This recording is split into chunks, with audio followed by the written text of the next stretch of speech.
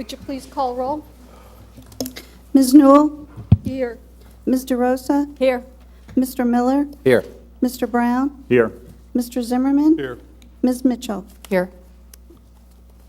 I'd like to make a motion of acceptance of tonight's documents. Second. Please call the roll. Chris Brown, Yes.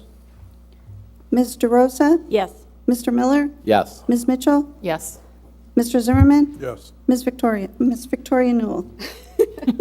Yes. Thank you. There are 3 cases that are potentially on the consent agenda for this evening. Stanberry at Millfield Village, Dominion Homes PUD, and Riverside PCD North Sub-Area A3, Hand and Stone.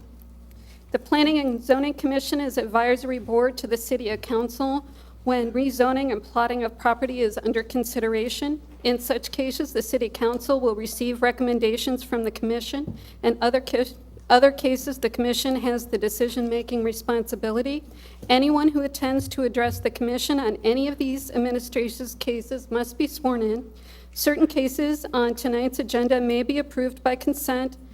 Cases can be approved by consent if the applicant and the Commission are in agreement with the pros conditions and no additional concerns are raised. If anyone in the audience has a concern or wish to speak on behalf of consent case, please raise your hand or let me know your interest when the case is called. The agenda order is typically determined at the beginning of the meeting by the chair. The rules and regulations of the Planning and Zoning Commission state that no new agenda items are to be introduced after 10:30 p.m. Ms. Saley was not able to join us this evening. She prepared a letter that she had sent out to our fellow commissioner members, and I'm just going to read this into the record. She had some concerns she just wanted to express. She apologizes. Well, I'll just read exactly what she said. It says, I apologize as I will be at a City Council annual retreat tomorrow evening and thus not in attendance at the Planning Zoning Commission meeting. I have a few comments that I would like to share about 3 of the cases. Number 1, Stanberry. I know that Muirfield Association will have jurisdiction over the appearance of the homes. However, I am curious what the requirements are in Muirfield with regard to exterior materials and the mix of materials on homes. My point is that in their text, it is specified that the homes will be high quality. The text disallows vinyl, but I assume does not prohibit any other building materials. I think one of the key points to a high-quality neighborhood is a mix of materials, in most cases on homes. For example, in Jerome Village, there are many large homes that are quite expensive, but some of the homes are clad in cementitious siding exclusively, and the appearance of the overall neighborhood suffers in appearance of lower quality. I think the same is true when there are homes consisting of all stucco, unless of a certain architectural type. I think it makes sense to require certain percentages of stone or brick with the likely stucco and siding in order to discourage the all siding or all stucco look on most of the homes. The southernmost section of Tartan West and the new neighborhood off Brand that Virginia Homes built is another example of the all siding look that I think we should avoid. The newest section of Ballantrae that we recently approved is building out this way too. Schottenstein Homes, she says, she thinks. My thoughts on exterior cladding also apply to Riviera development when we get to that point. Hand and Stone, which is our 3rd case currently on the agenda. I just want to verify that this massage salon will be occupying the westernmost tenant space on the opposite end of the building from the future Starbucks. Mr. Gadati had assured the Commission and Council that a restaurant use was forthcoming in that space. If I am correct in my assumption of its location, I'm curious where, if any, restaurant uses will be if the salon takes this 3,000 square foot tenant space, leaving what appears to be much smaller spaces left. And then her final comments in regards to Rivieras, which is currently the fourth case on the agenda. This application has come a long way since we last saw it, and I would like to compliment Mr. Rumor on his efforts with the neighbors and with the site and lot layout. Some of my concerns, I am not sure why we have aerial photos of the site from 30, 40, and 50 years ago. The site as it exists today is quite special to the community because of its beautiful trees, recreational open space, and lack of rooftops and traffic generation. These are the aspects that the Dublin Community Plan addresses in its future land use. And I don't believe the site's appearance years ago is relevant to our discussion today. Approval to deviate from the community plan requires a very special situation and great design done with depth, sensitivity, and touch on the site. Claudia, would you be able to get an overlay of the proposed lot neighborhood layout on top of the existing topography and existing trees? And using conservation design with its site, seems to me that the specimen trees and existing topography are what would we be looking to conserve. I cannot easily ascertain where the trees all are in relation to the house sites. I think we need to know the location of the trees and where they are in relation to the proposed lots and home sites so that we may protect the trees and site the homes appropriately, with the goal of being to conserve these trees and being careful not to disturb the topography any more than absolutely necessary.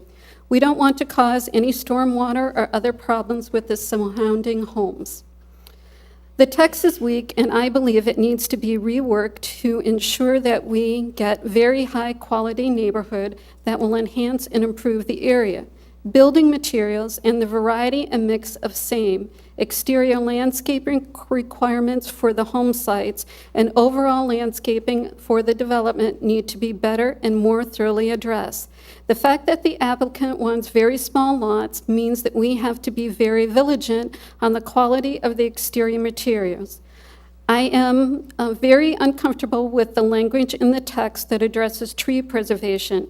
I want to make sure that the applicant goes way beyond and above a good faith, this is in quotations of a comment that is in the Riviera text, a good faith effort to preserve as many good and fair trees as possible and where appropriate. This language does not give me comfort, especially when given the recent experiences in new developments where large trees were inappropriately removed. We need to be hyper-vigilant about the trees on the site, again, since the applicant is looking to use conservation design to gain approval, and the conservation in this case being largely all about the trees on site. I think we also need to have a discussion about the types of housing in this neighborhood we'll have. I'm very sensitive to the fact that this part of our school district is being oversaturated with single-family homes that will attract families with school-age children. We have neighborhoods within Dublin, and especially outside of Dublin city boundaries, that are going to result in many, many students added to the school district. At the same time, retirees, singles, and empty nesters in Dublin are saying that they don't have many options for housing that fits their needs. The Bridge Street district will satisfy some of the demographics, but the BSD style of housing won't fit everyone who wants to downsize or right-size their housing situation. It seems that this may be a good location for some of this type of housing, but more work would need to be done with this application. Council and Planning and Zoning Commission toured Franklin, Tennessee years ago, and there was a neighborhood there, she's questioning, she thinks it was called West Haven, that some had some great examples of alternative housing types and different home styles and lot layouts that could be appropriate here. Again, simply putting smaller lots in the neighborhood won't address this issue effectively, and the quality and layouts would need to be reworked. I'm hesitant to add rooftops to this part of the city unless the homes are filling a need besides family homes, and we are assured of high quality, high value to protect the adjacent neighborhoods. At minimum, I think the development text needs to be tightened up and offer much more detail. Did we have sign-ins for our cases this evening?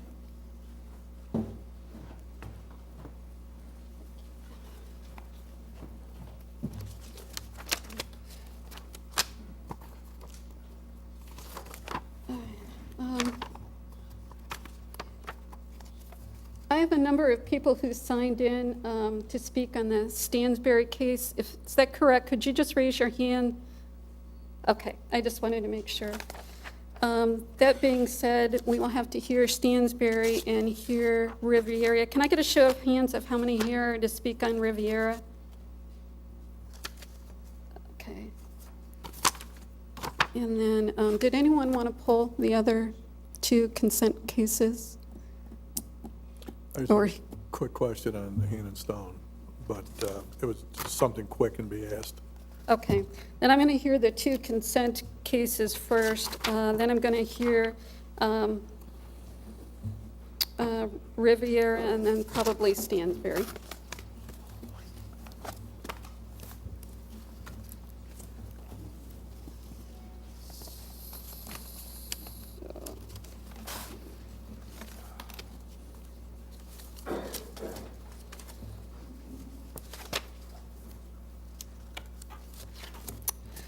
Okay, so our first case would then be Dominion Homes Plan Unit Development signage. It is case number 15099 AFDP. The following application is a request for a sign face change on an existing office building on the north side of Tuttle Crossing Boulevard, approximately 400 feet west of the intersection with Franz Road.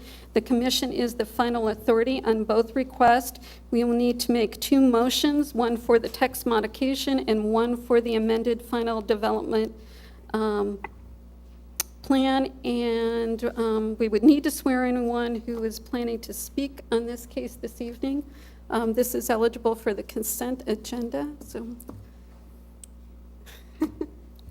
Hi. Oh, you need to be sworn in. I'm Sure, sorry. please, I would be happy to do that. Let's see.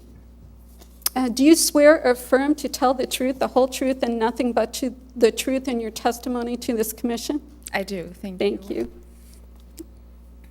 Yes, as you stated, there's two motions to be required, so I will get to them right here. Text modification, we're asking the commission to allow administrative approval of future sign face changes like is common in all the other PUDs we have in the city. This one is unusual for some reason, but we're asking the commission to waive that requirement and allow us to approve changes to the sign face in the future. Did the applicant, we didn't have any conditions on this one, did we, Claudia? We do not know. Okay. And in that case, did anyone, no questions? None of this Okay. one.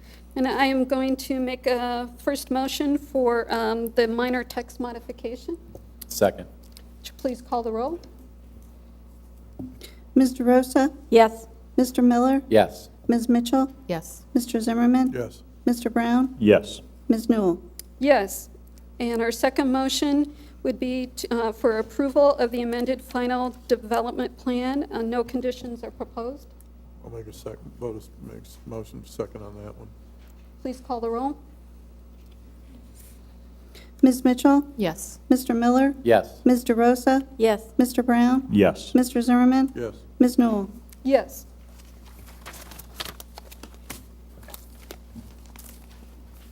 Our next case this evening will be Riverside PCD North Sub-Area A, the center at Perimeter, Hand and Stone at 6510 to 6570 Perimeter Drive. This is case 15016AFDP. The following application is a request for a massage and facial spa for an existing tenant space within Sub-Area 3 or A3 of Riverside PCD North. The site is on the north side of Perimeter Drive, west of the intersection with A.V. Murfield Drive. 3 requests are before us tonight, which will require 3 separate motions. One one for minor development text modifications, the second for the amended final development plan, and the third for the conditional use. The commission is the final authority on all of them, and we will need to swear in. So, Claudia, do I have to swear Claudia in for each one of these? I'm sorry to ask. Yeah, we typically swear in anybody who's providing testimony. So Okay, well, if there are questions or anything, to be on the safe side. okay, that's fine. I don't have a problem with that. Do you swear or affirm to tell the whole truth and nothing but the truth in your testimony to this commission? Of course, thank you. Okay.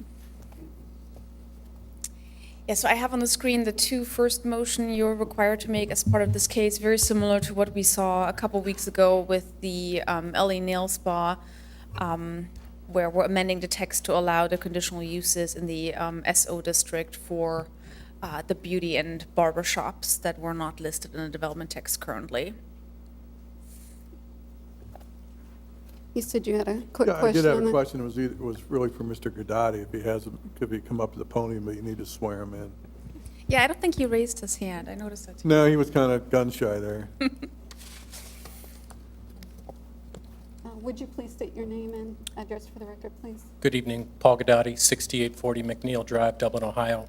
And do you swear or affirm to tell the whole truth, to tell the truth, the whole truth, and nothing but the truth in your testimony to this commission? I do.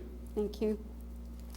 Mr. Gadati, just a quick question. I was over there today, and on the west end of that building, where originally when we did the Starbucks, and we were talking about a restaurant on the west side, is this Hand and Soap going to take, is this going to take over the whole, that whole 3,000? From the west end of Nothing Bundt Cakes to the end, yes, 3,500 square feet. Okay, so the restaurants, that thought is gone then? Yeah, the history behind this, not to go into too much detail. Right, that's fine. When we had planned to put restaurants on each end, Right.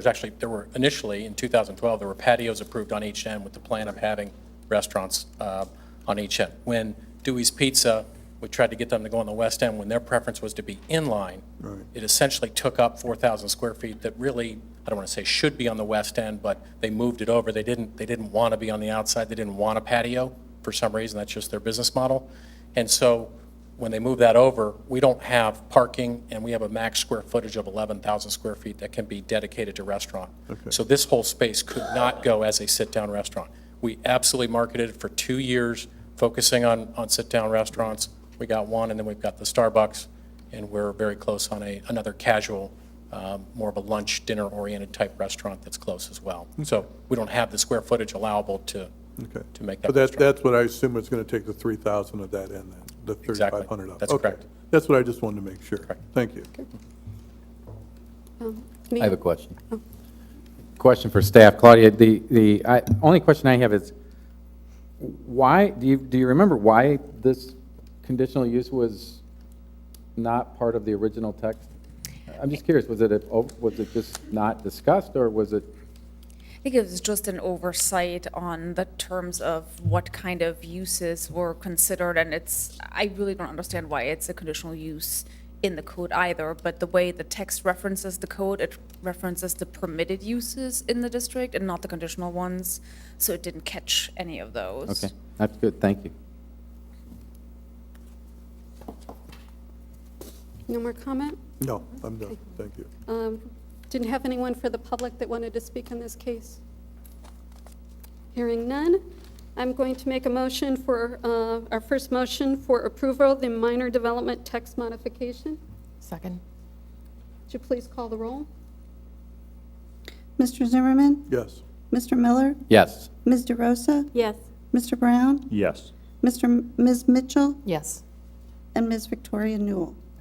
Yes.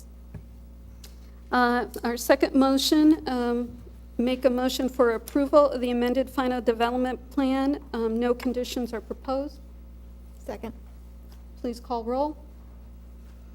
Mr. Miller? Yes. Ms. Mitchell? Yes. Mr. Zimmerman? Yes. Mr. Brown? Yes. Ms. DeRosa? Yes. Ms. Newell? Yes. And our third motion is, we'll make a motion for approval of the conditional use. No conditions were proposed. Second. Please call roll. Mr. Brown? Yes. Ms. DeRosa? Yes. Mr. Miller? Yes. Mr. Zimmerman? Yes. Ms. Mitchell? Yes. Ms. Newell? Yes. Thank you. Our third case this evening would be Riviera at 8025 Avery Road. This is case number 14068Z, PDP-PP. The following application is a request for rezoning of approximately 152 acres from R Rural District and R1 Restricted Suburban Residential District to PUD. Planned unit development districts for the potential development of the site with up to 185 single-home lots and approximately 76 acres of open space. The site is on the west side of Avery Road, north of the intersection of Memorial Drive. This is a request for review and recommendation to City Council for the rezoning with a preliminary development plan, and also request for review and recommendation to City Council for a preliminary plot under the provisions of the subdivision regulations. As City Council is the final authority on these requests, we do not need to swear in any applicants. Claudia, would you like to do our case introduction, please? Thank you very much.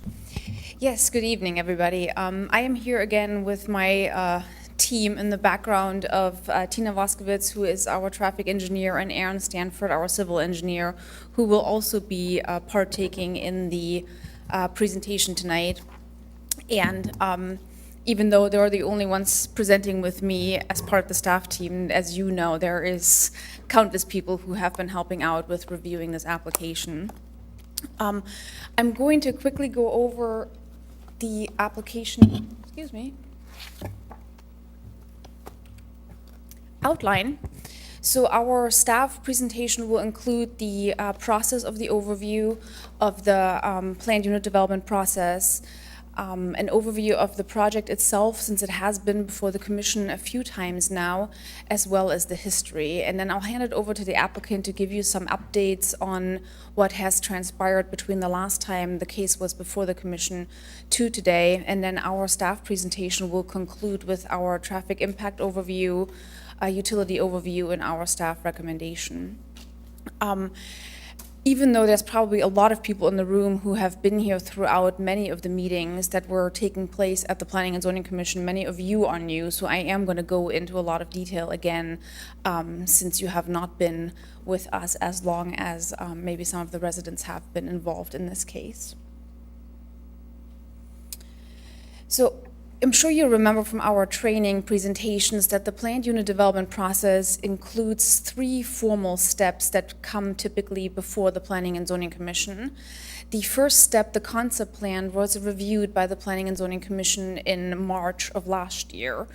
And that is always the initial step in establishing a planned district, allows for some feedback that is non-binding to the applicant and the residents. And as I said, it's non-binding feedback, so there's no votes taken. And as I said, this happened in just last year, actually, in March as well. We are currently at the second step of the planned unit development process, which is the rezoning step. The preliminary development plan is included in the rezoning for a PUD. And it also includes the preliminary plat as part of that step. The applicant has done this step once, and it was tabled by the Planning and Zoning Commission in November of last year. And as I said, this is the first really formal step to establish a PUD where the commission would take a vote for recommendation to City Council.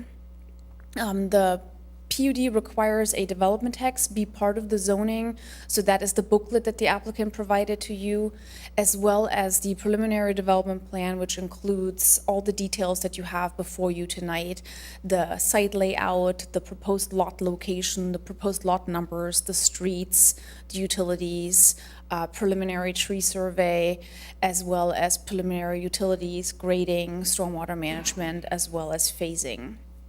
And as I said, the Planning and Zoning Commission recommends to City Council for final action on the rezoning, as well as final action on the preliminary plat. The last step then usually happens in phases. You probably will not see the development as a whole again like you do tonight. And that is the final development plan and final plat. The applicants, typically developers, break those down in smaller chunks.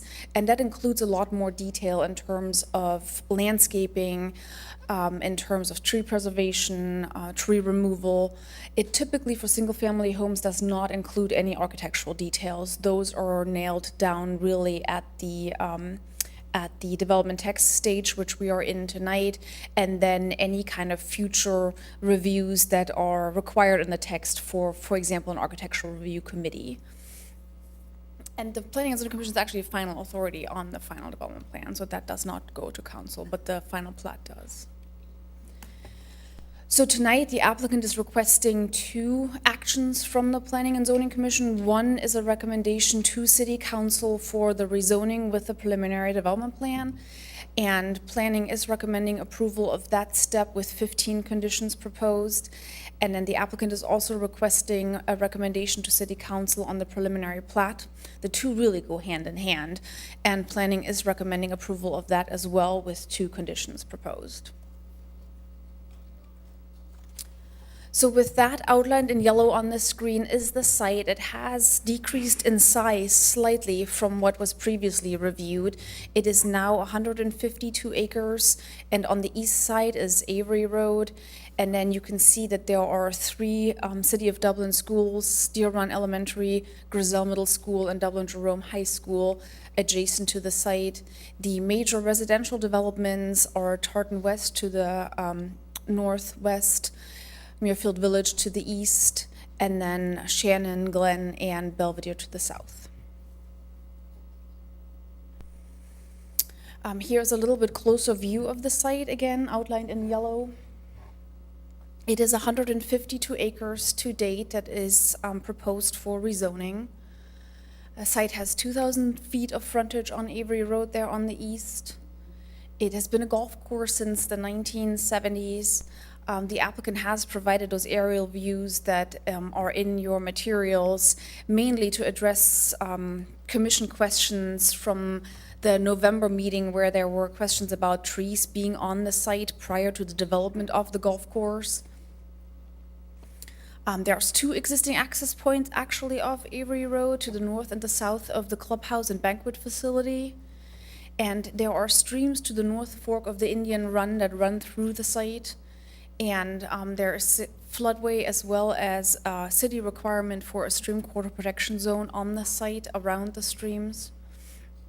And there are tree stands and tree rows, many trees planted as part of the golf course development, as well as the tree stands that were there along the creek beds.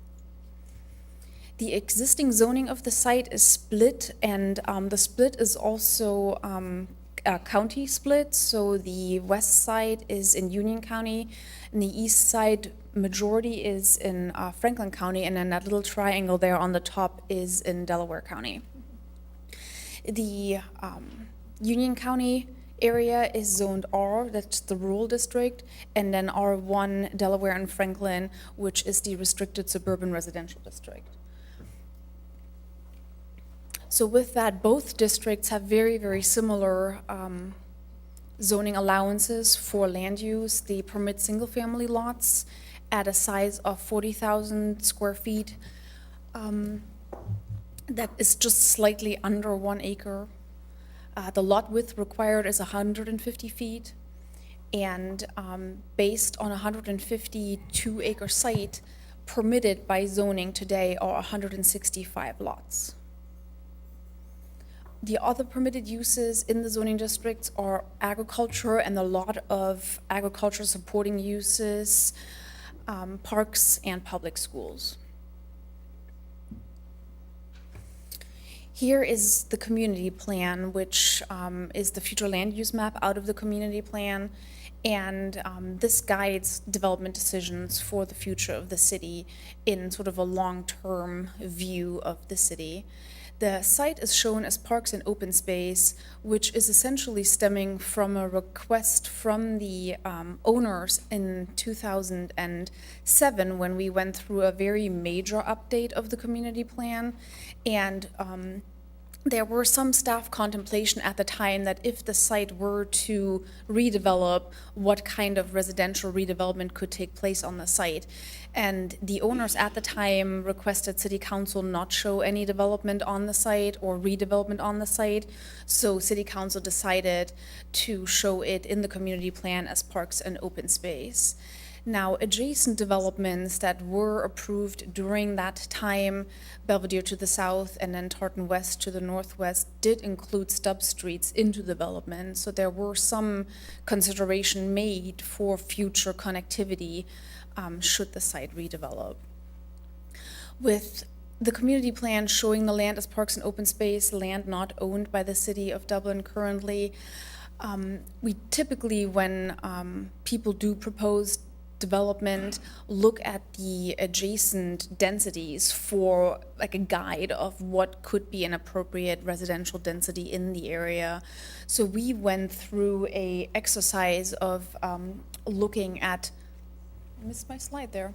We looked at the adjacent developments and calculated density based on the area of the site, and then we counted rooftops really either by plats or by aerial photography and came up with densities ranging from 1.27 in the Muirfield area, which was adjacent there on the east. And then we had higher densities in Belvedere, 1.5, a little higher even in Tartan West, which was around the 1.8 number. And we did this fairly crudely, just by counting really rooftops. And that gave us, though, a good indication of what kind of density range would be appropriate, which really is this residential medium density in the community plan, which is 1 to 2 units to the acre. And that's kind of the discussions we've had with the applicant very, very early on when they came to meet with us, was that that would probably be an appropriate density if they were looking to redevelop the site. Here is 2 of the plans that the commission previously reviewed. The colored plan there on the top is the concept plan, which, as I said, the commission reviewed in March of 2014, which proposed 284 lots for the site at a density of about 1.7 units to the acre with 35% open space. The one on the bottom right there is the preliminary development plan that was tabled by the Planning and Zoning Commission in November of 2014, which reduced the lots to 248 with a density of 1.4 units to the acre and an open space of 38%. This plan also included there in the bottom left corner a site that they dedicated sub-area D for a potential elementary school. There had been discussions with the school district regarding the absorption of potential students within this development, and staff as well as the applicant had been in contact with the superintendent of the schools to kind of talk through how they would take care of the students. And the schools really very missing a word here. They're essentially saying that any students within the district are being served by schools in the area. So any student coming to Dublin in the Dublin City School Districts will have a seat in a school and be served by Dublin City schools. The one discussion we had at the time was that Deer Run Elementary is one of the older schools in the city, and the schools may want to rebuild that school and have a new site for it. So that's why the applicant was at that time working with them to find them potentially a site within the neighborhood. Today, we are at a 52-acre site for the proposed preliminary development plan that is intended to accompany the rezoning of the site from the R1 and the R district to a PUD. The applicant has been working a lot with staff to address many of the comments made by the Planning and Zoning Commission and the residents when the two previous plans were reviewed. And my next slide kind of summarizes the comments a little bit. But conservation design was one of the comments that was heard loud and clear at that time. And the applicant has reduced the density significantly to 185 lots, so that there is now a proposed density of 1.22 dwelling units per acre, and the open space has increased to 50% for the entire site. You can tell that the site boundary has decreased by 15 acres, so there is about a 15-acre piece here to the west that the applicant will retain with the R zoning that it has today and not included in the proposed plan.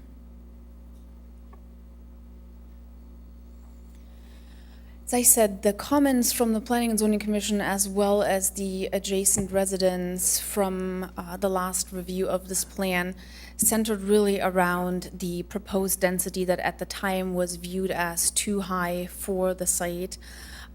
There was some discussion about the size of the lots proposed, whether they're too similar, too homogeneous, too large, or not large enough. Traffic impacts was a great concern within the adjacent neighborhoods and the larger intersections within the area. There was a push to have more protection of natural features, specifically tree preservation was something that was highly sought at that time, as well as I mentioned the applicability of conservation design as part of the development, and the architectural standards were also a concern at the time. So with that, I'm going to hand it over to the applicant at this point to let them address the changes that were made since that review, and we'll come back with our more technical analysis and our recommendation. Good evening. My name is Jeffrey L. Brown. I'm an attorney with the firm of Smith & Hale, representing the applicant tonight. Mr. Roomer will be speaking. We also have several of our consultants that will be here responding to various questions that have been raised. The first thing I would like to do, though, is thank staff and thank the leadership of the various civic associations. Both groups have given a lot of time and obviously have a lot of interest in terms of this development. And we believe very strongly that what we present in front of you tonight is a positive resolution of those issues that were raised in November. I think one of the key things, and unfortunately Amy's not here to kind of hear why we included all these drawings, but one of the key conditions or requests that we were faced with in November was what happens if you use the conservation design principles. And we undertook that challenge, and with that, we basically started from scratch, and that's looking at the natural features of the property. This area was originally a farm field. There were two streams, and the trees were basically along the stream corridor. Over the years, and that's what the various aerials show, was that in terms of the more natural features that you see there, the ponds, the additional trees, were all created as part of the development of the golf course. And I've played that golf course. I've hit a few trees out there, and if a couple of them disappeared, that'd be okay with me. But when we looked at that, we take that in terms of the natural features. You see that, and the dotted line represents the stormwater protections, stream protection zone on the property. So you start from the natural features. Mike, the next. Then we put in the trees. There was a strong question or concern in terms of the trees and everything, and were we doing enough? So we overlaid the potential development with the trees, and then we worked up on the next slide to show the developable area. So again, this is all following the conservation principles in terms of how you look and evaluate a piece of property. So looked at the natural, added the trees, showed the development areas, and then at that stage, we overlaid the lots. So if Amy was here, this would show how that all works together. And the end result of this, one, I think it's something unique for Dublin in terms of doing this. So there's an opportunity there. Two, via this design, we solved the other two major problems that have been raised, one of density and one of tree preservation. As Claudia indicated in her staff report, the density has now dropped to 1.22 units an acre, which is below the density of anything around us, which is something that both staff and the neighbors asked us to do. The tree preservations, in terms of this drawing, you can see the major tree corridors there that we've preserved. And so, again, that is a good benefit of the conservation principles.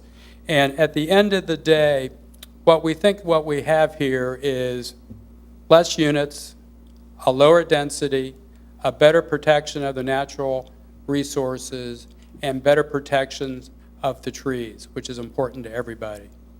So in terms of the overall project, we think what we've done here is answer the questions and issues that were raised in November and have something that's going to be unique to Dublin and beneficial to our neighbors that surround our property. The one other interesting thing about this particular site, if you have a young family, your children from kindergarten, if you allow them to walk, to a senior in high school, can walk to elementary school, middle school, and a high school from this location. That is a unique experience for the city and for the residents. Now, Charlie, come on.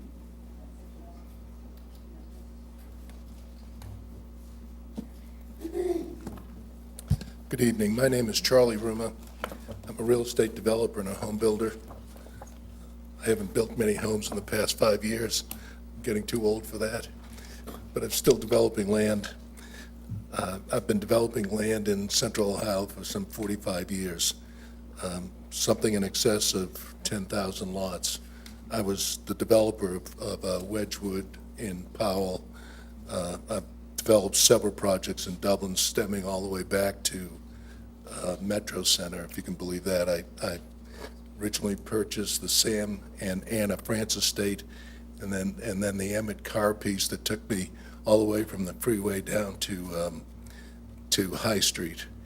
And we initially zoned Metro Center as the North by Northwest Business Park, and the balance of the land on the east side of France Road into Waterford Village. I've developed several residential parcels. Probably the most exclusive is Deer Run, where Bob Walter and Mike Moritz were living, down to Riverside Woods on Hard Road, and Wedgwood Hills and Wedgwood Glen, and most recently Wellington. I've done a lot of things in Dublin. I've been around for a long time, and I think some of you have heard that before, but since there are new council members, I just thought I'd let you know that I've been around the horn a few times. Riviera started looking for land in the mid-'60s. The group is called the American Italian Golf Association. They've been in existence for probably 70 or 80 years. They originally had ownership of a golf course in Groveport, and sold that, and then started looking for land in the Northwest. In 1965, I believe it was when they first contacted and put a deposit on the first parcel of land in Delaware County and Franklin County, and a year later secured the balance of the land in Union County. They then pieced together 167.1 acres and put a plan together to develop a golf course. That golf course was originally opened in 1971. What you're looking behind me is a site plan of this piece in 1959. The only reason I did this was two reasons. Is I wanted to see that there was nothing anywhere when they started looking at this land. This is exactly what they were looking at: two farmhouses on Avery Road, and the northern end of North Fork Indian Run running through the property. There was one tree that you can notice on the far left side of the tract. it's hard to describe, that's the tree. That's a chestnut oak, and it's still standing there, and it's an important tree. It really is an important tree. The rest of the trees are pretty much along the borders or along the streams that make up the North Fork trunk of the North Fork part of Indian Run. If we continue through these very quickly, this is 1979, and you can start to see where some of the trees were planted. The American Italian Golf Association planted over 800 trees on this site. Now, that's over a 10-year period, but you can start seeing those trees right now. The other thing you can see is that they built, in this slide, there are 5 ponds that they built, and in the next slide, in 1989, you can now see that there's an elementary school on the north side. Muirfield Country Club is developing, and there are lots of houses being built on that side. There is still nothing south at Belvedere and nothing south at Shannon Park. There's no high school and there's no Tartan West, and the ground pretty much still is farmland around it. If you go to the next slide, this is 2000. You can now see the trees. This is after 30 years of growth. You can start seeing the importance of trees. You can see another lake on the north side of the site in the middle. So now there are 6 lakes in the site that were built by the golf course. They weren't there before, and you can see the trees that are existing that weren't there before that are now maturing into really nice trees. This is the current site. Now you can see the football field and the high school that is directly adjacent to the golf course. You can see Tartan West that is tying in at Forenza Drive on the northwest corner. All of those streets now have houses on them that's completely built out. You can see there's 3 5-acre parcels on the west side of the site. Grizzell Middle School was built in the late 80s, and Belvedere and I believe Shannon Park was built, I think, in the 2000 to 2005, maybe even as late as 2007 before it was completed. So what we have now is an infill lot, 167 acres that is surrounded by development, completely surrounded by development. Not just single family, but institutional. Not just single family lots, but multifamily lots on the north side of Verona. Tartan West has 1.89 units an acre. South of us, Belvedere has 1.5 units an acre. Across the street, in the area between Avery and Muirfield Drive, bounded on the south by Brand and on the north by Glick, there are 683 housing units on 465 acres. That's 1.47 units an acre in Muirfield. So all of the densities that are around us are considerably higher. And I say that because at the time of concept plan and in our last meeting in November, we were told that we had to be lower than anybody else. We had to be better than anybody else. And certainly we've met that objective. I've been working on this plan for 28 months. I signed a contract in November of 2012. We've done 2 traffic studies, sanitary sewer analysis, soil studies, environmental studies, archaeological studies, tree surveys, stormwater analysis, stream corridor protection analysis. We had 5 separate different layouts and probably somewhere in the vicinity of 70 or 80 meetings on this site. I think we've come a long, long way, and I have to thank Planning Commission for their indulgence and input over the 2 meetings that I had, and I really deeply appreciate the feedback that we heard from and got from the neighbors. I think they influenced us as to where we're going and what we're doing, and that all came to fruition in the form of a conservation design. Conservation design was originally implemented by resolution in Dublin in 2007.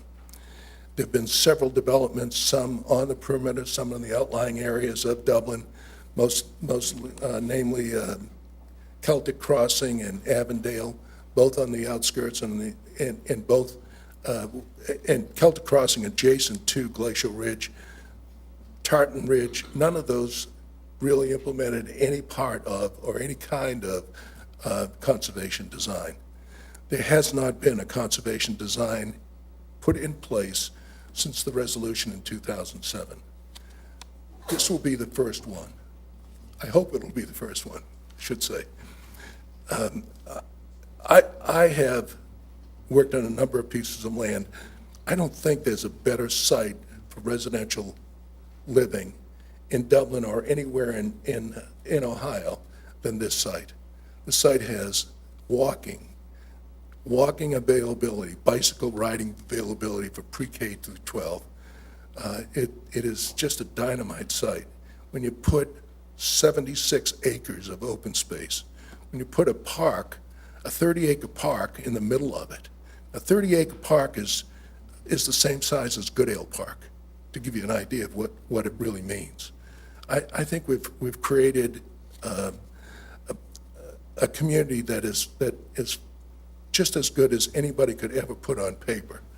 We've got over a mile of bicycle paths or multi-use purpose paths through this area, connecting Riviera with all of the schools. There'll be a walking path to the high school. There'll be a connection, and the school has granted us permission to go on their property to connect our path to their paths. There'll be a connection to Tartan West. We're going to be connecting Tartan West's pathway to our pathway that'll permit their middle school and elementary school students to access those schools through a walkway system. We'll be connecting Belvedere and Shannon Park all the way to Tartan West, and that path goes all the way to Glacial Ridge Park. And on the reverse, we're connecting Tartan West through Riviera to Belvedere and Shannon Park all the way down to Avery Road Park. So we're really dealing with the whole concept of connectivity, which is all part of the requirements and the objectives of conservation design. Probably the most important message I heard at the last meeting, there were two really big messages. One was save the trees. I don't know what site is up there now, but if you would put our plan up, I think the key is, first of all, we've saved the chestnut oak that is on the far west side of the site. You have a pointer that you could, and probably the second most important is a red oak that is sitting in the middle north side of the site. Up, Mike, to the east, yes. All of that was previously developed with home lots. That tree is significant. It was pointed out to us in this meeting. All of the trees along the stream are important, and there's as you're going into the entrance and coming into the site, the distance between Avery Road and the first houses beyond that entrance park is 600 feet. It's 2 football fields. It's hard to tell that on this plan, but it's 2 football fields long. It's 350 feet wide. And if you've taken the north path, you immediately go past a pond that has got 250 feet of frontage. The next set of frontage as you're going west is 400 feet with the red oak in the park. Then there's another, I'm sorry, that's 500 feet. Then there's 400 feet crossing the leg of the branch of the stream. And on the south side of the street, there's 1,000 feet of open space that opens into the 30-acre park area. I'm really pleased with the way this has developed. I'm pleased with the number of trees we're able to save. I believe that out of the 900 trees that we identified in the tree survey, 185 of them are ash, unfortunately.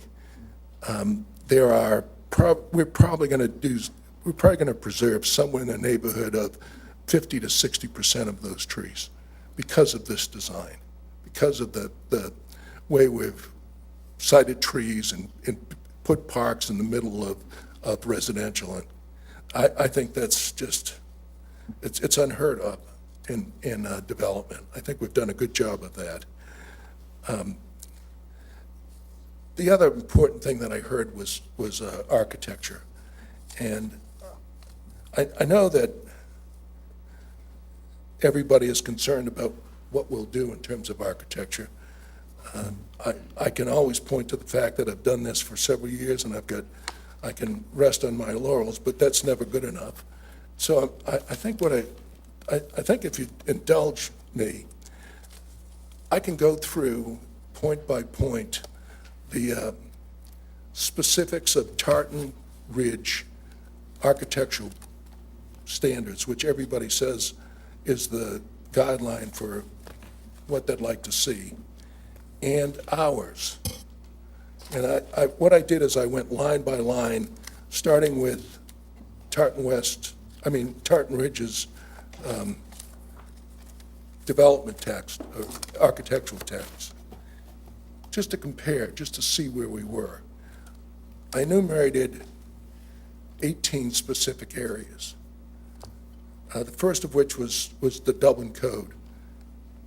And yes, everybody in the recent past decade has said yes to the Dublin Appearance Code. They've got language in their text, and so do we. And the language happens to be written by the same people. Edge Group developed the standards for Tartan Ridge, and they developed our standards. So the words are almost word for word exactly the same. Their architectural review committee is exactly the same. Third, architectural character, our words are exactly the same as theirs. However, they have 2 pages of description of styles. They've got pictures of colonial revival in Midwest, and I think there are 5 or 6 specific areas that are called out for classical, Midwest vernacular, European country, and American period style. We have 5 of the 6 that they call out for in our plan. It's just that our plan doesn't have all the same pictures and description that they show in theirs. So we have the words, we don't have the pictures. Architectural diversity, exactly the same. Themed communities, the language we have is exactly the same as theirs. Architectural massing. We do not have architectural massing in our plans, nor do I want it, nor do I believe it's what we should do. If we're gonna really fit into neighborhoods that abut us, Belvedere and Tartan West, then we don't believe we should be doing anything different than what kind of looks that they have, except we want to make sure that our quality is as good as or better, and probably better in almost every circumstance. And that doesn't include massing. The massing that we saw in their code is extremely difficult to build to, and is not something that we desire to do. Exterior materials, cladding, exactly the same. Same words. Configuration of materials, exactly the same, except for they have one area where they call for a transition of materials around a corner up to 8.5 inches, and we don't have that. And their masonry base, our water table, is 42 inches, and ours by code is 36 inches. Other than that, our requirements and their requirements in terms of exterior materials is exactly the same. Trim materials, exactly the same words, same specifications. Shutters, exactly the same, except that they have pictures, and their pictures are great. I mean, they did a great job of depicting what should be shown. But our words are exactly the same. We permit the same and we exclude the same. Roofs, materials the same. Roof pitches the same. Eaves the same. Dormers, exactly the same. Gutters and downspouts, exactly the same. Exterior paint. We call out for colors, natural colors. They specify Benjamin Moore or Sherwin-Williams in specific paint colors that can be used. We didn't do that. So that's the only difference that we have in terms of paint colors. The other difference the other notable difference that they have is they call out for front door. They call out front door design, and their front door designs are magnificent. They've got 4 pages of designs along with columns and transoms, and we don't do that. Chimney design, exactly the same. Lighting, exactly the same, except that we go a step further and put lights on garages. Front porch, language is exactly the same. Windows, exactly the same. Soffit and fascia, same. Garages, exactly the same, except for the fact that they've got setbacks on that coincide with their massing. And the last item that we don't deal with is gates and posts, because we don't see gates and posts being part of this development. Now, there may be some themed community parcels that are developed in especially in light of the age-targeted houses on the 29 lots that are along Forenza Drive. That probably will be a themed community, and our specifications say that in a themed community, we've got to come back and show you what we're doing and get your approval.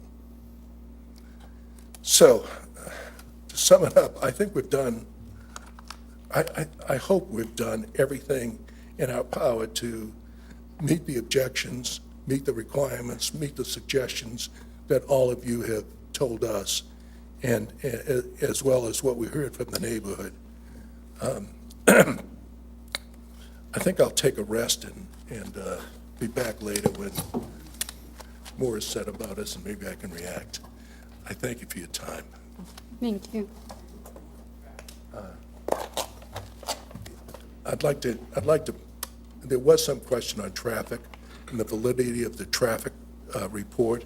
I don't know if that's still the same, if you still have those same questions, but we do have answers to the questions that were brought up by the Friends of Dublin, if you'd like us to address those. Well, we had a chance to, I assume everyone read the correspondence from EMHET in response to that. I don't know if you had any questions or if you had something you wanted to add. No, to I just that. wanted to make Happy sure to that entertain we it. straightened that out so you understood that the traffic report was accurate as reported. Thank you. I think that's it. Thank you. Oh, floodplain.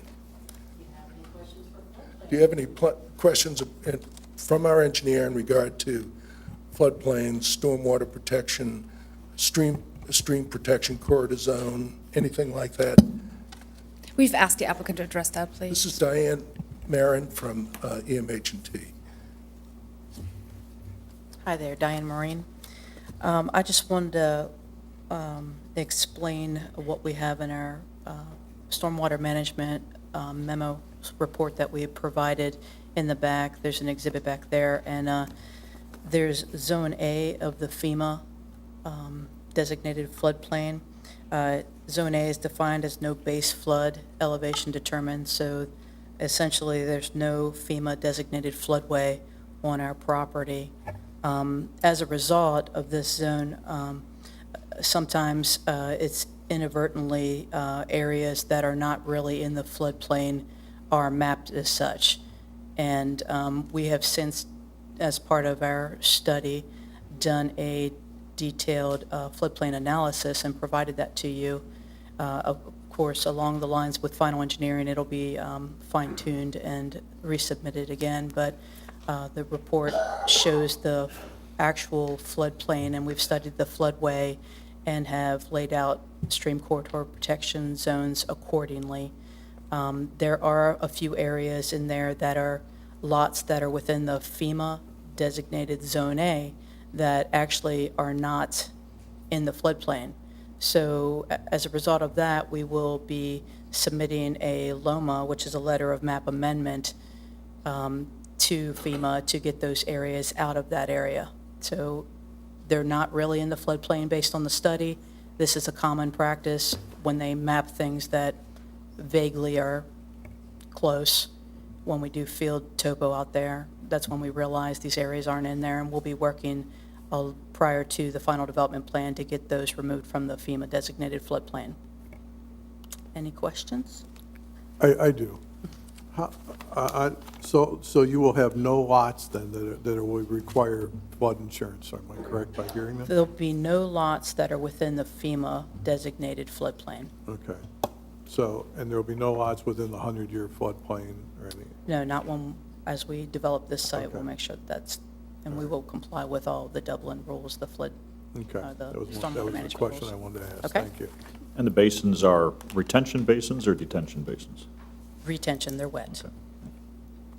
and most of them are existing. Yes. Okay? Thank you. Can I ask a question? Because I'm a little confused on the answer Todd got. Are any of the homes currently in FEMA's defined, are any of the home lots currently in FEMA's defined floodplain? Yes, Okay, and what you're suggesting is you're going to have FEMA remove that designation from the property? from those lots, we will submit a LOMA so that those lots will not be in it. Got it, okay, And it will not be based on fill, it'll be based on a map amendment. okay, thank you. Will those lots receive a letter stating they are out for future use when they go for resale, in case that there's a little, There will be something on record with FEMA on that, Okay. and we can provide that information. all right, Okay? all right, thank you. Thank you very much.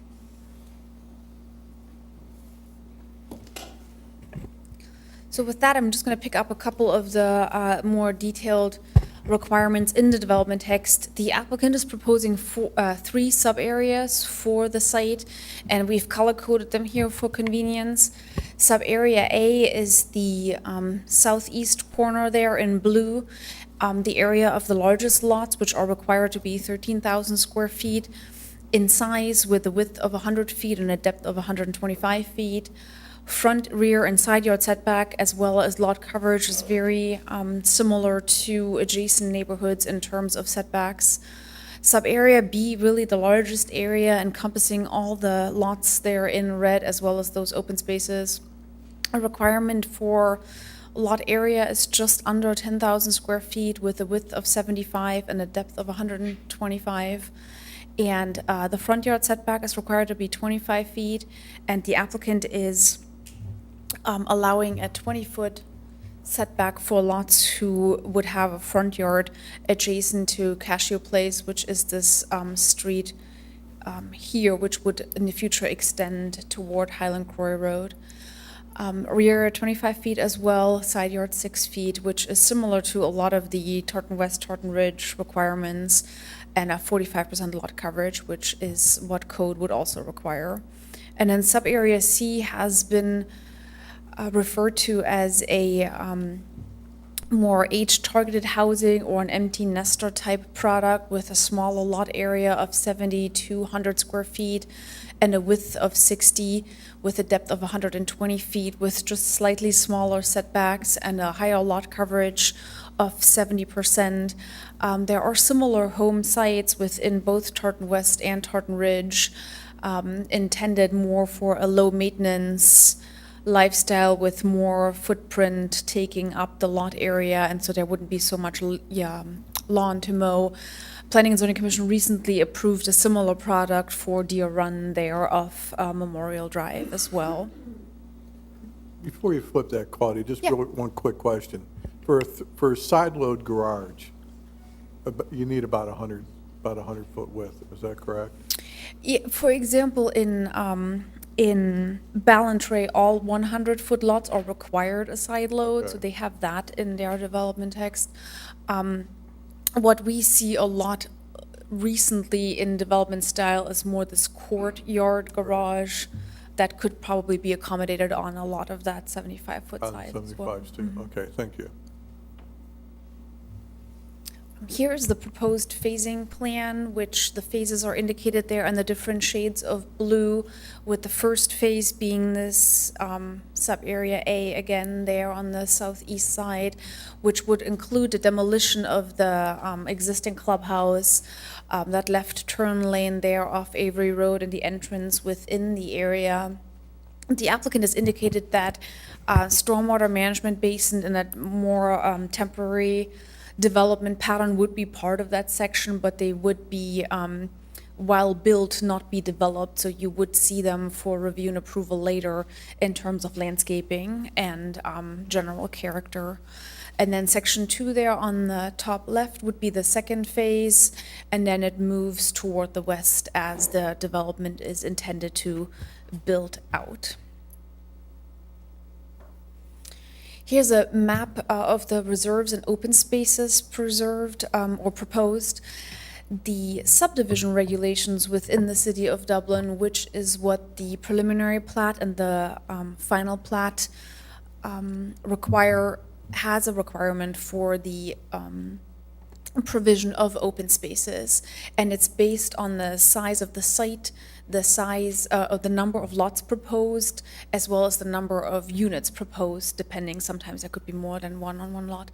And the requirement in the subdivision regulations for this proposal is 13 acres, or 8.5% of the site. The applicant has stated that with the conservation design approach to this site, they're providing 50% open space, and that is 76 acres for the site. The areas there indicated in the darker colors are proposed to be maintained by the city of Dublin, and in all the areas in the lighter colors, they are proposed to be maintained by the homeowners association. All of the open spaces and reserves within the development will be owned by the city of Dublin. So as the plats come forward, the final plats that the Planning Commission would review and council would approve, those areas will be dedicated to the city, and the city will have ownership of them. We are asking the applicant to make some changes to the preliminary plat to make sure that the open space maintenance requirements are also included on the preliminary plat. Claudia, how is it determined that the city maintains, I'm looking at specifically Reserve M, which is back off of Corner Court.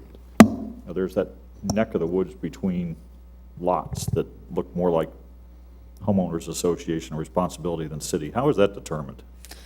So the applicant in the meetings that are dating coming before the Planning and Zoning Commission with their formal proposal has been meeting with our Parks Director and the staff from Parks and Open Space.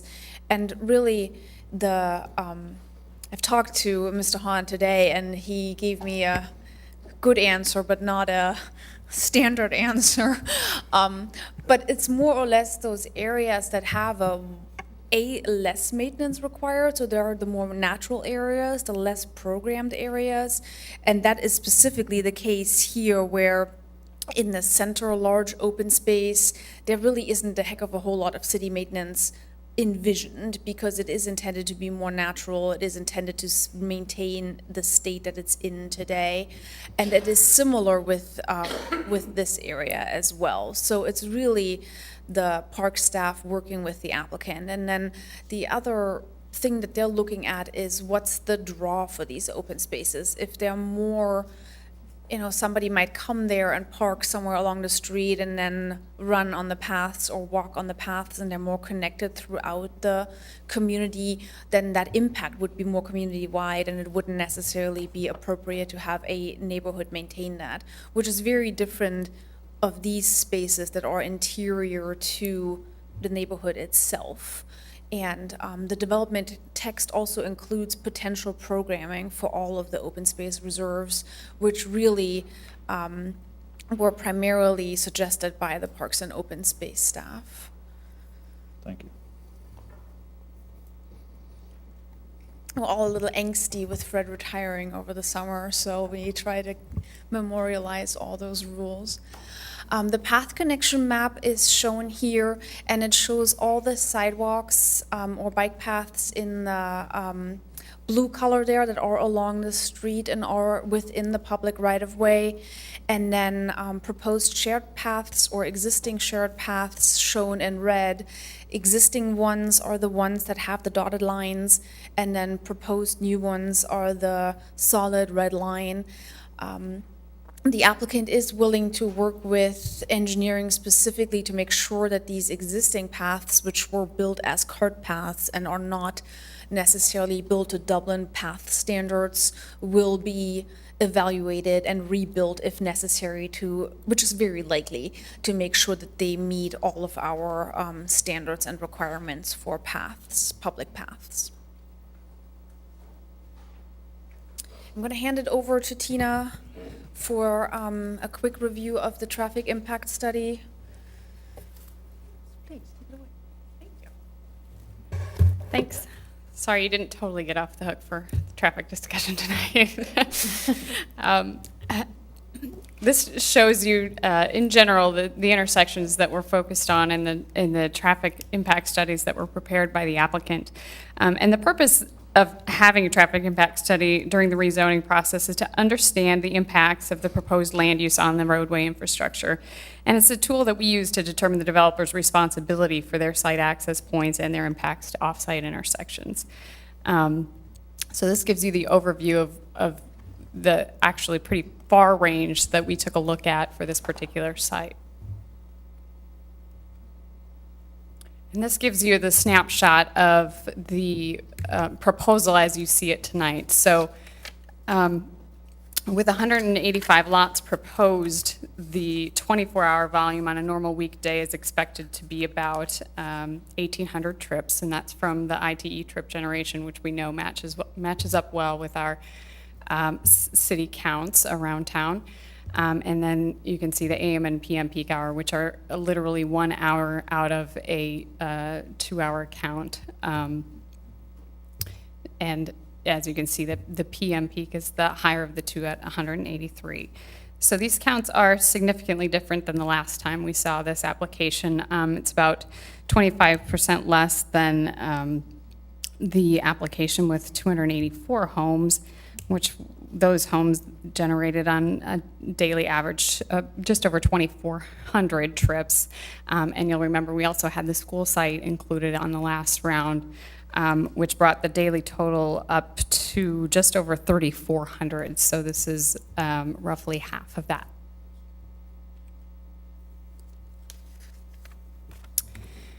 And this is a table similar to what we saw last time. We want to see what the potential impacts are to the surrounding neighborhood streets. So Forenza Place is one that stubs to Tartan West, and the other two are to the south. So they go into Belvedere, and then obviously that flows down into Shannon Glen as well. And this helps illustrate the need for that connection from the site directly out to Highland Croy Road. So the first column is the trips that are on these streets today, and then adding the site in is the next column, assuming that connection to Highland Croy Road. And then the final column is if they didn't have an independent site access to Highland Croy Road, what we anticipate seeing on these locals. And where you can see the biggest impact there is in the PM peak hour on Forenza Place, so into Tartan West. They would receive a lot of the trips from this site if there weren't a separate connection. And this illustrates that same point. So if you look at the top dot there, that's Forenza Place in Tartan West. That existing count in the evening peak hour is 22 trips. So by adding this site with the connection, it goes up by 6 trips to 28. And obviously they get a mutual benefit here of being able to have that connectivity to the other neighborhoods to the south and the east, as Mr. Ruma was explaining. Without the connection, though, there's a more significant impact there to that street. So we see that jump up to about 55. And obviously not only there, but then those trips would carry over to Tuscany Drive, which is the next street north there and intersects with Highland Croy Drive. And so as we see trips on Highland Croy increase, that delay for Tuscany Drive folks getting out onto Highland Croy is obviously going to increase as well. And right now, it operates at an acceptable level of service with the site. It continues to operate with an acceptable level of service. Where we start to see it potentially break down is projecting the volumes on Highland Croy out 10 years and adding the site without the Highland Croy connection. We really start to see some poor levels of service there. So it is really important from that aspect to incorporate an extra connection here to Highland Croy. Let me catch up in my notes. So you can see that there's also benefits to the Belvedere and Shannon Glen areas by having that connection as well. Not as extreme maybe as the Tartan West connection, but it does just in general provide that distribution and give folks other routes to get out of the neighborhood. And it allows, in this case particularly, it allows folks to get to the high school without necessarily, taking a longer trip and getting out onto those other routes in the area. And the Avery Road, Brand Road intersection, which I know we all have a great interest in, would also see fewer trips with this connection. Okay, so I'm going to jump back to a graphic that Claudia already showed you to just talk a little bit about the phasing and then how we anticipate seeing the connection come into Highland Croy. So as she stated, the development is expected basically to run from Avery Road west. And what we would like to see is that there would be a condition with the rezoning to have the Highland Croy connection programmed prior to the approval of a plat for section 3.2, which is this area up in here. So, and most critically, the connection to Tartan West. So if we understood how that was going to get done and paid for and get that prepared, and Claudia is also suggesting a sign at the end of the stub street to say this is going to be an extended road, then we would be comfortable platting that section or that phase of 3.2. Tina, not interrupting you, but on the connector, is that a developer cost? That would be determined with the infrastructure agreement. So what we want to be able to say is we need to have this connection. Okay. It's important Right. for this area from a transportation perspective and a roadway network. And then we also want the developer to commit to entering into an infrastructure agreement. And then the details of all of those dollar amounts can be worked out at the council Okay. level. Thank you. Yeah. The other thing I wanted to point out while I've got this map in front of us is there's a little bit of a wiggle, for lack of a better term, in this Timble Falls Drive, the way that it's proposed. So engineering is also requesting that alignment be smoothed out. I had a question in regards to that. Could you explain a little bit more what your concerns with that wiggle was? Sure. I like the way that's put in there. So, what happens when you introduce small curves that sort of go back and forth is a driver is going to tend to take the path of least resistance, right? So like a northbound driver is going to hug, the outside of that curve and then the inside of that curve, and vice versa for the southbound vehicle, right? So you don't want that sort of interaction between the vehicles. To step outside of the transportation bubble a little bit, I think it makes the lot layout a little bit awkward. And just the way that you would view those homes would be inconsistent driving down that street. And it also creates some awkward geometry for where this road comes in and then this is bending back on itself. So I think if this were a little bit gentler, this intersection starts to line up a little better as well. It can curve, yeah, it can curve. what we would prefer not to do is back, forth, back and forth, back and forth. Yeah, just a smoother, gentler curve would be preferred from the engineering standpoint. Thank you. I just wanted to have a better understanding what your concerns were. Does that address? Okay, Yeah, thanks. that's my question. Okay. I'm going to jump back to Avery and Brand now. So this is an intersection that City Council has included in the capital improvements program, regardless of the status of the application before you tonight. And it is currently in the preliminary design phase. So it hasn't been programmed for construction yet, but the typical phase is, we'll take a look at the preliminary engineering. What will come out of that is a cost estimate for the construction, and then City Council will decide when to program that construction and put it in the 5-year CIP, which they review annually. So that's where sort of we're at in the process, is taking a look at the footprint. And it is looking like a roundabout is going to be the solution at this intersection. No surprises, I'm sure, from your end. The daily traffic at this intersection is just over 10,000 vehicles a day. It operates at a level of service C, which is acceptable from our perspective, with or without the site traffic. Projecting 10 years out, the intersection fails with or without the site traffic.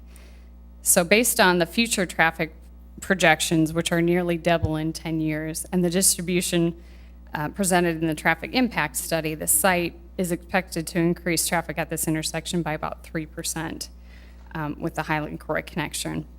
Be a little slightly more than that without the Highland-Croy connection. So that's what we would base our infrastructure request on, would be that percentage of site contribution based on the cost estimate for the intersection.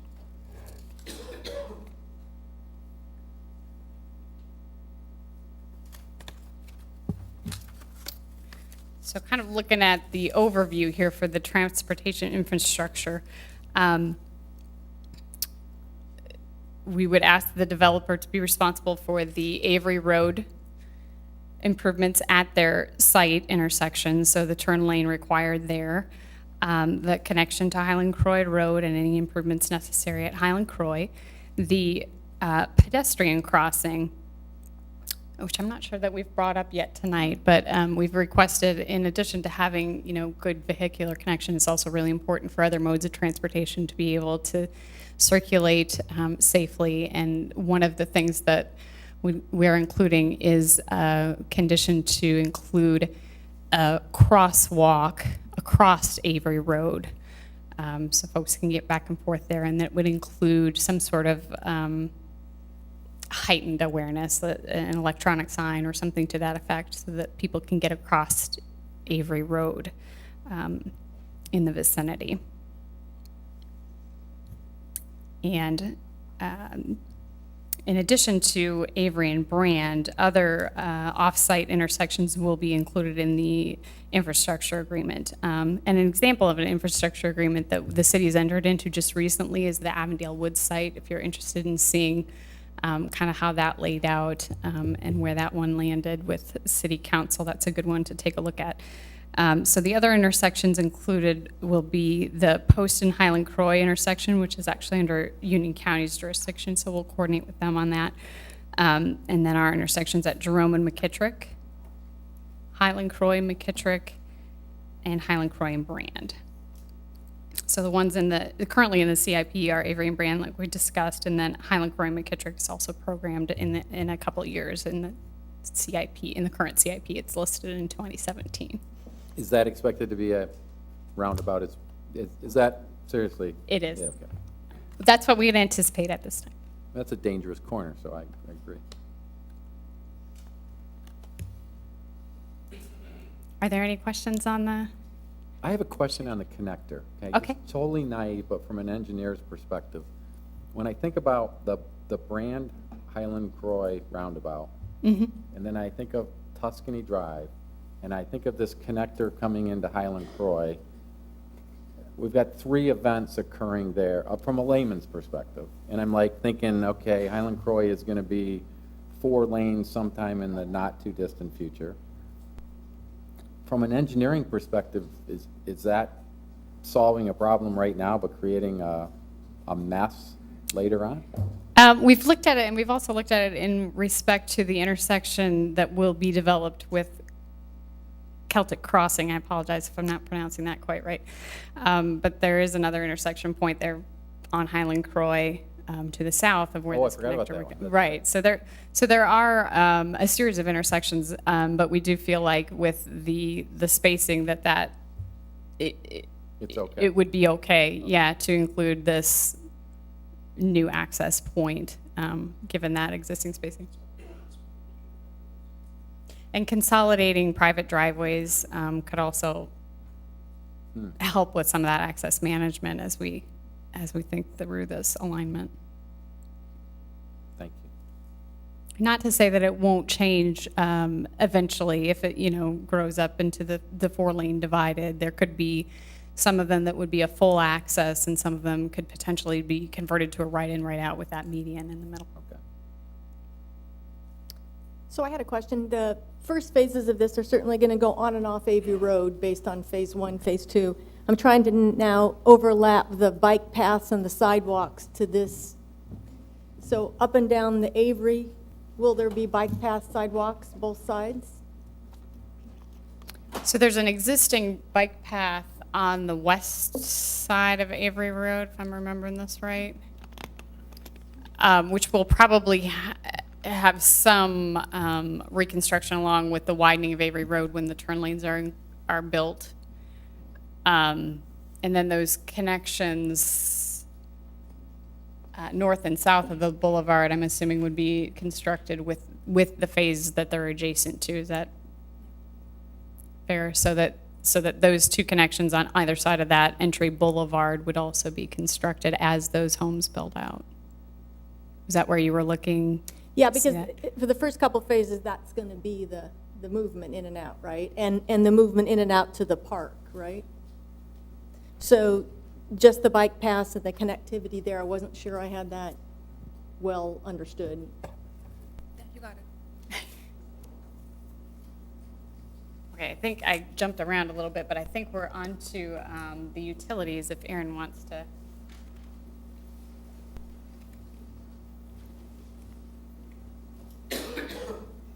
Thanks.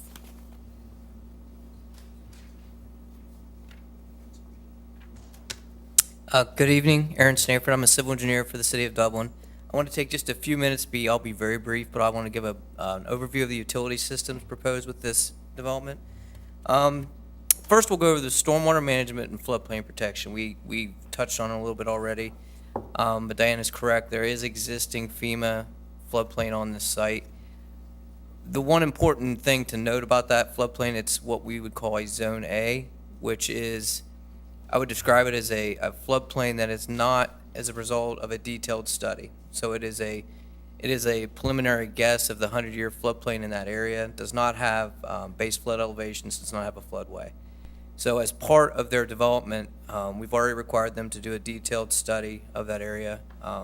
Their study will become the basis of an analysis of what that floodplain really is from a much more detailed study. What they will do with that, once we are satisfied, they will submit that to FEMA, and that would become a more detailed and developed floodplain area, and that would be accomplished by what she mentioned as a letter of map amendment. Secondarily, you also see, when you look at this development, they're putting in a series of public storm sewers, catch basins, curb inlets, stormwater ponds to meet the requirements of our stormwater code, both for stormwater quantity and quality controls. The second utility I'd like to touch on briefly is sanitary sewer. So this site will gain access to sanitary sewer service by connecting into the North Fork Indian Run trunk sewer, and that exists there in place today to the south and to the west of this development. Obviously, with these different phases, they will construct new sanitary mains and services to each of the individual lots. The one special study that we had them do in regards to sanitary sewer is, for some time now, we've recognized that much further downstream from this development, in the North Fork Indian Run trunk sewer, we've begun to see that there is a long-term capacity issue with that sewer. So what we've had them do is a pretty extensive study already on the sanitary sewer system for this entire sewer shed, which, when I'm speaking of a sewer shed, we're talking over 2,000 acres, of which around 426 of those acres are undeveloped. So from our standpoint, we wanted to look at those undeveloped areas, kind of model what we think would happen in those areas, including this development, and project that out a few years and see what the impact was to our system. So we have a very good idea now of what that impact is. The study also recommended 4 separate solutions or mitigation measures that we could perform to improve the system. And what we intend to do moving forward is take a look at that improvement, start considering programming, and if there's cost sharing, that would be something also that would be wrapped into that infrastructure agreement that we've talked about, similar to the transportation improvements, which again would be approved by council.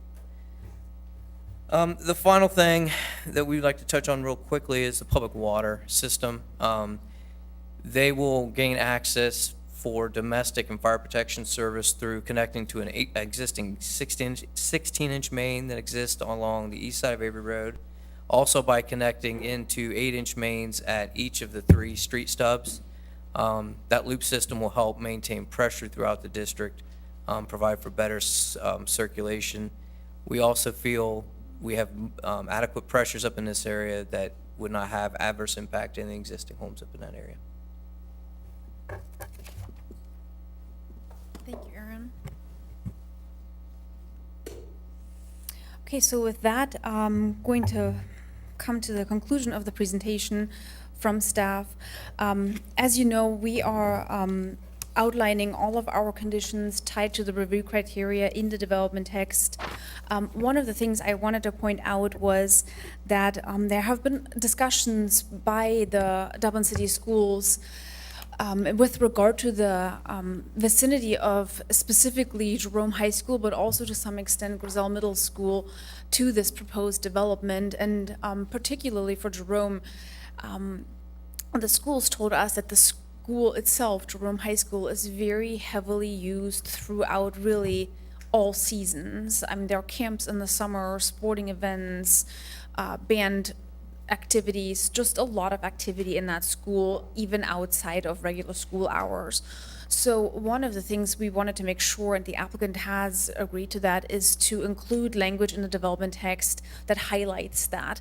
Now, not always something that residents read when they purchase a home, but it is definitely something that gives us some comfort of being able to point to a sentence that states that this development is near very active school uses, and people should, in purchasing, be aware of those activities and the noises associated with those. Something else that we have some concerns about is particularly the location of the proposed lot 185 at the T intersection there of what will eventually become the Highland Croy connector to the development. Having headlights come into this area is something that we're quite concerned with. So we are proposing a condition that this particular lot, for that reason, and then these 2 lots to the north of proposed Cashier Lane, be eliminated from the proposal, particularly in those locations. Here for the light trespass, and then here to give some separation and open up this open space view on this northern piece of Temple Falls Drive. We are also wanting to make sure that the applicant work with us during the final development plan stage to make sure that lots who are adjacent to the stream corridor protection zones have some demarcation so that people don't start mowing into the zone, which really is intended to be undisturbed. We've done this in a couple of areas of the city where stream corridor protection zones exist, so a small sign or a marker is something that we can work with the applicant on to make sure that that area is marked. We're also wanting to make sure that the applicant is able to work with the schools on a path connection to to Jerome High School, should that be desired by the schools. specifically since this area of the site that is just to the west is now no longer included, and there isn't a path near this site at this point for Jerome High School, but if the schools had a desire to have a path, we wanted to make sure that the applicant is willing to do that. I think Tina had mentioned many of the other conditions that are related to the traffic impact study and the infrastructure agreement, as well as the wiggle. So those are all outlined in detail in the staff report and in our recommendation. And two other things that we wanted to make sure the applicant works with us on and amends or changes in the development text was to work on garage locations for these lots that are adjacent to Avery Road, so that, for example, lots that have sides showing toward Avery Road, that the garages would be located away from Avery Road, and then specifically these lots here either having enhanced architectural standards for garages or trying to do side loads where possible. And then lastly, we wanted to have some assurance from the applicant who will be part of the architectural review committee that is reviewing architecture for the houses. So we want to get some comfort level there that there are qualified individuals part of that review. So with that, as I mentioned earlier, we are recommending approval of the proposal with the 15 conditions that we highlighted throughout the presentation. And then I have them each on the screen. You have them all in your staff report. I'm not gonna go over and read them all. I think we summarized them as part of the presentation. But again, there are 15 in total, many of which we would specifically in terms of updating the development text expect to happen before the case would move forward to City Council. And then with the preliminary plat, I mentioned also that we wanted to make sure we have the open space ownership and maintenance responsibilities listed there. And as you are aware, we always reserve the right to have any minor technical adjustments required for the plat taken care of prior to City Council. So with that, in summary, we are recommending approval of both requests of the application, one with the 15 conditions and one with the 2 conditions as listed in detail in your staff report. So with that, our team is available for any questions you may have. I know the residents have prepared also a presentation, and I'll hand it over to them. Thank you. Do you have any questions? No, not this time. We will take public comment, and I only have one person that signed up on our sign-in sheet to speak, but I had a show of about 5 or 6 hands for individuals, so everyone will have the opportunity to speak. But our first person who did sign up was Kevin Walter.